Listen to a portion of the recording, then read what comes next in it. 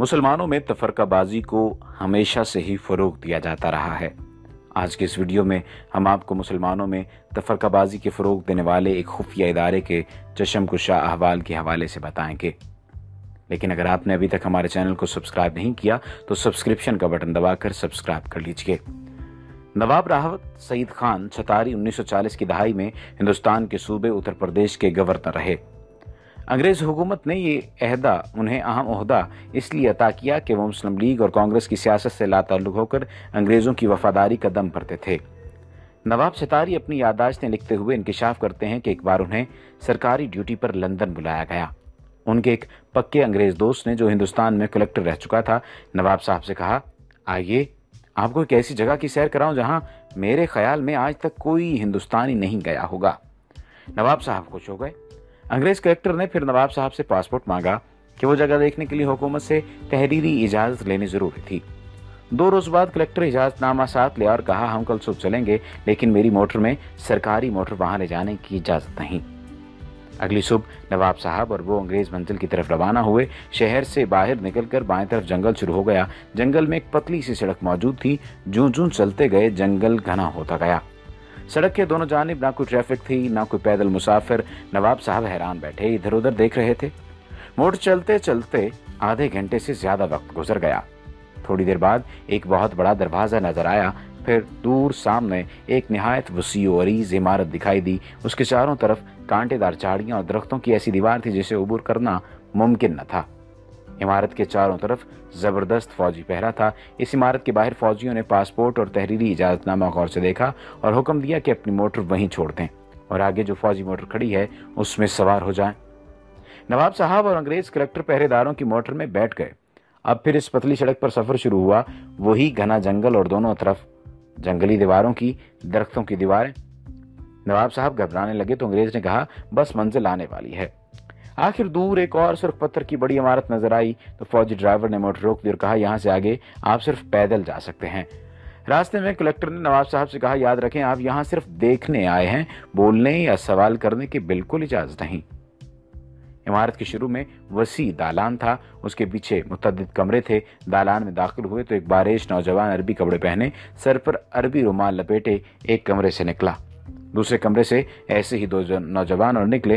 पहले ने अरबी लहजे में अस्सलाम वालेकुम कहा, दूसरे ने वालेकुम अस्सलाम, क्या हाल है। नवाब साहब ये मंजर देखकर हैरान रह गए। कुछ पूछना चाहते थे लेकिन अंग्रेज ने फौरन इशारे से मना कर दिया। चलते चलते एक कमरे के दरवाजे पर पहुंचे। देखा कि अंदर मस्जिद जैसा फर्श बिछा है। अरबी लिबास में मलबूस मुतअद्दिद तलबा फर्श पर बैठे हैं। उनके सामने उस्ताद बिल्कुल इसी तरह बैठे सबक पढ़ा रहे हैं जैसे इस्लामी मदरसों में पढ़ाते हैं। तलबा अरबी और कभी अंग्रेजी में उस्ताद से सवाल भी करते। नवाब साहब ने देखा कि किसी कमरे में कुरान मजीद पढ़ाया जा रहा है, कहीं किरात सिखाई जा रही है, कहीं तफसीर का दर्स हो रहा है, किसी जगह बुखारी शरीफ का दर्स दिया जा रहा है और कहीं मुस्लिम शरीफ का। एक कमरे में मुसलमानों और मसीहों के दरमियान मुनाजरा हो रहा था। एक और कमरे में फ़क़ही मसाइल पर बात हो रही थी। सबसे बड़े कमरे में कुरान का तर्जुमा मुख्तलिफ ज़ुबानों में सिखाया जा रहा था। उन्होंने नोट किया कि हर जगह बारीक मसाइल पर जोर है, मसलन गुस्ल का तरीका, वुजू, रोज़े, नमाज और सजदे साहब के मसाइल, विरासत और रज़ात के झगड़े, लिबास और दाढ़ी की उज़ाक़ता, गा कर आयात पढ़ना, गुस्ल खाने के आदाब, घर से बाहर जाना, लौंडी और गुलामों के मसाइल, हज के मनासिक, बकरा दुम्बा कैसा हो, छुरी कैसी हो, दुम्बा हलाल है या हराम, हज और कज़ा नमाजों की बहस, ईद का दिन कैसे तय किया जाए और हज का कैसे, मेज़ पर बैठकर खाना, पतलून पहनना जायज़ है या नाजायज़, औरत की पाकी और नापाकी के झगड़े, हुजूर की मेराज रूहानी थी या जिस्मानी, इमाम के पीछे सूरह फातिहा पढ़ी जाए या नहीं, तरावी 8 है या 20, नमाज के दौरान वुजू किया जाए तो आदमी क्या करे, वुजू टूट जाए तो आदमी क्या करे, सूद मुफरत जायज़ है या नाजायज़ वगैरह। एक उस्ताद ने सवाल किया, पहले अरबी फिर अंग्रेजी में, नहायत चुस्ता उर्दू में। जमात अब ये बताए कि नजर बद, तावीज़ गंडा आसेब का साया बरहक है या नहीं। 35-40 की जमात बैक वक्त बैक आवाज़ पहले अंग्रेजी में बोली ट्रू ट्रू, फिर अरबी में यही जवाब और फिर उर्दू में। एक तालिब इल्म ने खड़े होकर कहा, अल उस्ताद, नीयत ज़रूरी है तो मुर्दा लोगों का हज बदल कैसे हो सकता है। यानी अगर हज के लिए नीयत ज़रूरी है या किसी भी काम के लिए नीयत ज़रूरी है तो मुर्दा लोगों का हज बदल कैसे हो सकता है। कुरान तो कहता है हर शख्स अपने अमाल का जिम्मेदार है। उस्ताद बोले, कुरान की बात मत करो, रिवायात, विरद और इस्तिखारे में मुसलमानों का ईमान पक्का करो। सितारों, हाथ की लकीरों, मुकद्दर और नसीब में उन्हें उलझाओ। ये सब देख कर वो वापस हुए तो नवाब सितारी ने अंग्रेज कलेक्टर से पूछा, इतने अजीम दीनी मदरसे को आपने क्यों छुपा रखा है?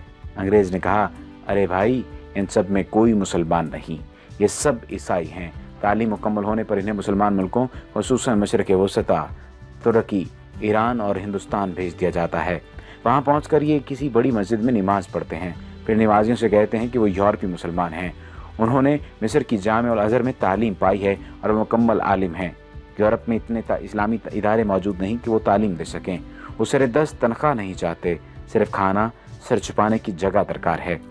फिर वो मुअज्जिन पेश इमाम बच्चों के लिए कुरान पढ़ाने के तौर पर अपनी खिदमत पेश करते हैं। तालीमी इदारा हो तो उसमें उस्ताद मुकर्रर हो जाते हैं, जुमे के खुतबे तक देते हैं। नवाब साहब के अंग्रेज़ मेहमान ने उन्हें ये बताकर हैरान कर दिया कि अजीम मदरसे के बुनियादी आदाफ ये हैं। मुसलमानों को रिवायात, जिक्र के वजीफ़ों और नजरी मसाइल में उलझाकर कुरान से दूर रखा जाए। हुजूर अकरम सल्लल्लाहु अलैहि वसल्लम का दर्जा जिस तरह भी हो सके घटाया जाए। कभी ये कहो कि आप सल्लल्लाहु अलैहि वसल्लम नौज़ बिल्लाह रिजल मशहूर यानी जादू ज़दा थे। उस अंग्रेज़ ने ये इंकशाफ भी किया कि 1920 में रंगीला रसूल नामी किताब राजपाल से इसी इदारे ने लिखवाई थी। इस तरह कई बरस पहले मिर्ज़ा गुलाम अहमद कादियानी को झूठा नबी बनाकर खड़ा करने वाला यही इदारा था। इनकी किताबों की बुनियाद लंदन की इस इमारत से तैयार होकर जाती थी। खबर है कि सुलेमान रुश्दी की किताब लिखवाने में भी इसी इदारे का हाथ है। खुदाया, ऐसा न हो कि मगरब रहन में ही मेरा समाज रख ले। है फितना परवर निज़ाम आलम तो अपने मुस्लिम की लाज रख ले। अब जंगल की हवेली के एक मकीन से मुलाकात कीजिए। ये वाक़या मेरे दोस्त हुसैन अमीर फरहाद के साथ कुवैत में पेश आया। वाक़या उन्हीं की ज़ुबानी सुनिए। ये 1979 का वाक़या है। इन दिनों में कुवैत की कंपनी में मंदूबे ताल्लुकात आमा यानी अफसर ताल्लुकात आमा मौजूद था, यानी पब्लिक रिलेशनिंग ऑफिसर। हमारी कंपनी के डायरेक्टर ने श्रीलंका से घर के कामकाज के लिए खादमा मंगाई। दूसरे दिन मुझसे कहा, इस खादमा को वापस भेज दो, वो हमारे किसी काम की नहीं, क्योंकि अरबी जानती है ना ही अंग्रेज़ी। मैं इसके दस्तावेज़ात लेकर मुतलका जगह पहुंचा तो पता चला कि फ़िलहाल श्रीलंकन सफारत मौजूद नहीं, अलबत्ता बरतानवी श्रीलंकन बाशिंदों के मामलात देखते हैं। ब्रिटिश कौंसिल में इस्तकबालिया क्लर्क ने मेरा कार्ड देखा तो मिस्टर विल्सन से मिलाया। वो बड़े इत्तेफाक से मिले और बिठाया। जब उसने अंदाज़ा लगाया कि मैं भारतीय पाकिस्तानी हूँ तो उर्दू में कहा, मैं क्या खिदमत कर सकता हूँ। मैंने श्रीलंकन खादमा के मुतालिक बताया तो उसने कहा, कोई मसला नहीं, इसे हम रख लेंगे, आपका जो खर्च आया वो हम अदा करेंगे। ये बताओ कहाँ के रहने वाले हो? मैंने कहा, पाकिस्तान। वो बोला, वो तो बहुत बड़ा मुल्क है। मैंने कहा, पेशावर का रहने वाला हूँ। पश्तो में पूछा, कौन सी जगह? मैंने बताया, नौशहरा। जब मैंने गांव का नाम बताया तो उसकी आंखों में अजीब चमक पैदा हो गई। फिर वो मुख्तलिफ लोगों को पूछने लगा। मैंने बताया कि कौन मर गया है और कौन जिंदा है। मैंने सोचा हो सकता है ये नौशहरा छावनी में मुलाजमत करता रहा हो, लेकिन उसकी उम्र ज्यादा नहीं थी।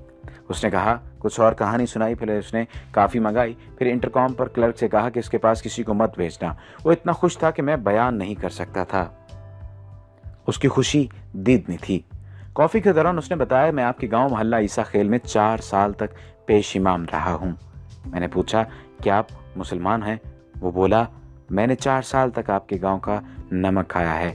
आपके गांव वालों ने मुझे बड़ी इज्जत दी। मैं आपसे झूठ नहीं बोलूँगा, मैं ईसाई हूँ, यानी अहले किताब। उसके बाद मेरा उसके यहाँ आना जाना रहा। वो मुझे अपना हम वतन समझता रहा और तकरीबन मेरा हम उम्र था। तज्जुब की बात यह है कि वो हमारे यहाँ पाकिस्तान बनने के बाद रहा था। एक दिन मैंने पूछा, आप पठानों का खाना कैसा खाते रहे? यानी आपको जायका अजीब नहीं लगता था? कैसे खाते थे आप? वो कहने लगा, आप लोगों का खाना इतना मज़ेदार होता है कि मैं यहाँ आज भी घर जाते हुए ईरानी तंदूर से रोटी लेकर मोटर में रोकी खाता हूँ। जब मैं कुवैत से पाकिस्तान आ रहा था तो मैंने इससे वही सवाल पूछा जिसे वो हमेशा टालता रहता था। मैंने दरियाफ्त किया, अब तो बता दो कि तुम ईसाई होकर पठानों के गांव में रूखी सूखी क्यों खाते थे और पेश इमाम की खिदमत अंजाम देते रहे, आखिर क्यों? वो काफ़ी देर तक सर झुकाए सोचता रहा। फिर सर उठाकर मेरी आंखों में झांका और कहा, हमें अपने मुल्क के मफादात की खातिर बाज़ औक़ात बहुत कुछ करना पड़ता है। हमारे यहाँ लंदन के मज़ाफ़ात में एक मरकज़ है जहाँ शक्ल शुबहात देकर अंग्रेज़ों को बैरूनी मज़ाहिब और ज़ुबानों की तालीम दी जाती है। वहाँ से फ़ारुग़ तहसील होकर फिर हमें मुख्तलिफ़ इलाकों में भेजा जाता है। गाँव आकर मैंने मोहल्ला ईसा खेल के बुज़ुर्गों को ये वाक़या सुनाया तो एक बूढ़े तालिब गुल ने कहा, मुझे शक पड़ा था मगर सब कह रहे थे कि ये चित्राली है। वहाँ अक्सर चित्राली मौलवी पेश इमाम हैं, वो भी गोरे हैं, बिल्कुल अंग्रेज़ों की तरह। پھر طالب علم نے کہا چلو بھائی اب 4 سال کی نمازیں لوٹائیں جو ہم نے انگریز کے پیچھے پڑھی، کھانا خراب ہو اس کا۔ جب میں نے جنگل کی حویلی کے متعلق پڑھا تو مجھے یقین ہو گیا کہ مسٹر ویلن ضرور جنگل کی حویلی کا پرورتہ تھا۔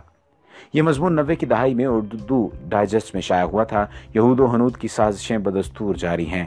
یہ مضمون اس نیت سے ضروری ترمیم اور اضافے کے ساتھ دوبارہ بھی شائع کیا گیا تاکہ سادہ لو مسلمان باخبر رہیں کہ دشمن انہیں کمزور کرنے کے لیے کیسی کیسی چالیں چلتا ہے۔ اور آج ہم نے یہ ویڈیو بنا کر بھی آپ کی خدمت میں یہ ویڈیو پیش کر دی ہے تاکہ آپ کی زندگی میں بھی ایک اضافہ ہو سکے اور آپ کو معلوم ہو سکے کہ واقعتاً یہ کس طرح سے ہمارے خلاف سازشیں کرتے ہیں۔ وما علینا الا البلاغ۔